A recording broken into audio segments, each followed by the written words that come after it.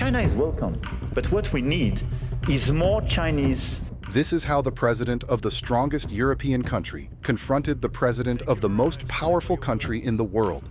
He threatened him with dark sunglasses and handcuffs. But the ceiling was raised by China's sword to the extent that Trump was scared. And whoever told you that Trump is not afraid, do not believe him.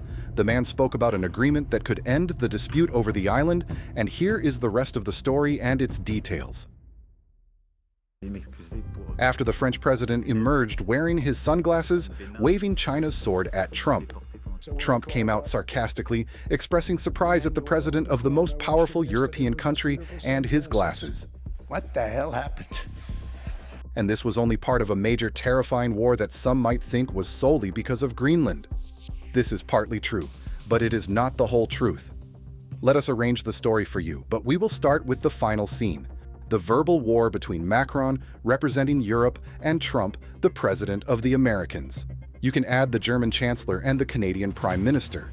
The story that has become well known is that Trump wants Greenland, wants it in every way possible, with love, with coercion, with pressure, with customs duties. He wants it by waving the Russia card or the NATO card and dismantling it. He wants it.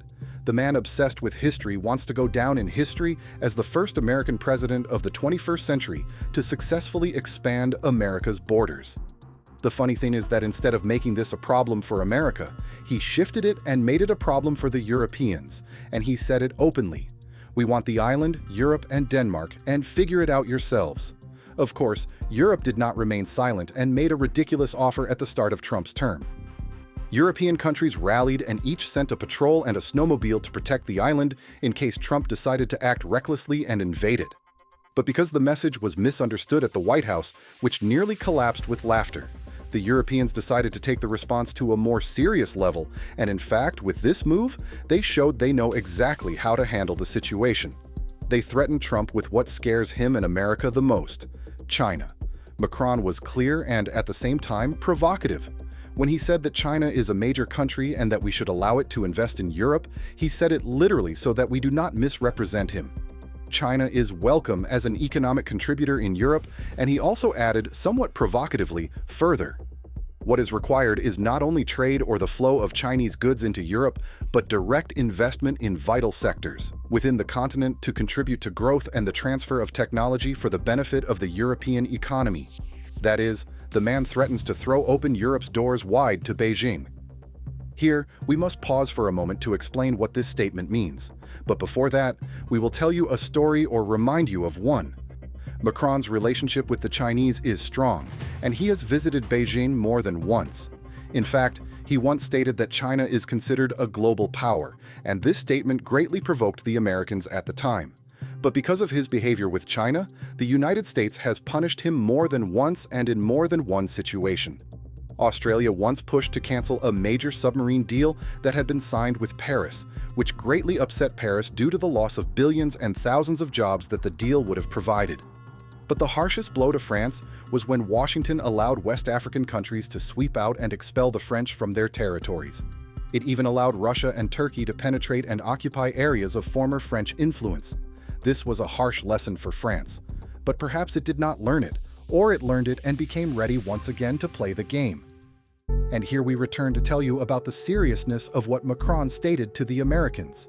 Let us also remind you of a major project that was launched during Obama's days, but not by Obama himself. In fact, Obama was either unable to respond to it or did not realize its seriousness, which is the Belt and Road Initiative, the Chinese Silk Road. Officially announced in 2013, the project that China economically calls the Belt and Road Initiative connects the globe with a massive network of roads overseen by Beijing. But this economic project is seen by the Americans as a highly dangerous military security project. It transfers global dominance from the hands of the Americans to the hands of the Chinese. Therefore, America was mobilized during Trump's first term, which followed Obama's administration. All efforts were mobilized to block the Chinese, and practically and literally, the United States left no stone unturned to achieve this goal. It even sparked a war over routes and passages in the world aimed at weakening the Chinese route and preventing it from being completed. It even allowed the Bab el-Mandeb Strait, one of the passages of the Chinese Silk Road, to ignite. Turkey also helped announce a competing project in the heart of the Asian continent, the homeland of the Chinese route.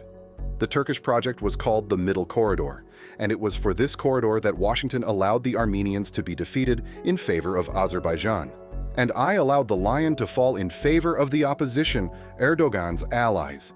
It is a project that connects the Turkic world in Central Asia with the Middle East and Europe.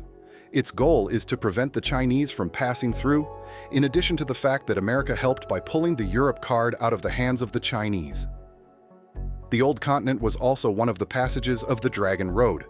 By the way, Greenland, this island that was previously overlooked, was also one of the Chinese targets. This means that Trump was not lying when he said it was a target for the Chinese, but the truth is that he could have prevented Beijing from taking over the island without demanding its annexation. But as we mentioned, he wants to make history, and now once again, let us prepare for the statement of the French president, who was hinted at by the China paper. He is now telling Washington that if you fear Chinese dominance over the island of Greenland, using the pretext of the Chinese, we will bring Beijing to the heart of the Westerners' territory, and we will even help it to expand and grow. From this, it is understood that the issue is not a matter of balance, as they say, but rather full hearts. Trump has long waved the Russia card at the Europeans, portraying it as a specter threatening the old continent. And because the Europeans are not that naive, they used the China card to respond to all the American cards, which elevates the level of the Cold War to a new, higher, and more dangerous stage. Trump had to either back down and tone down his escalation and rhetoric, or raise the level of challenge, allowing the Russians to crush Europe, or Europe will outpace everyone and gain China's protection. But what happened is that Trump chose the option of de-escalation and hinted that an agreement is on the horizon between NATO and America, ensuring that the island remains with Denmark, but under American protection. Without further confirmations or clarifications, and since the agreement has not been finalized, all options are still open and the story is not over yet.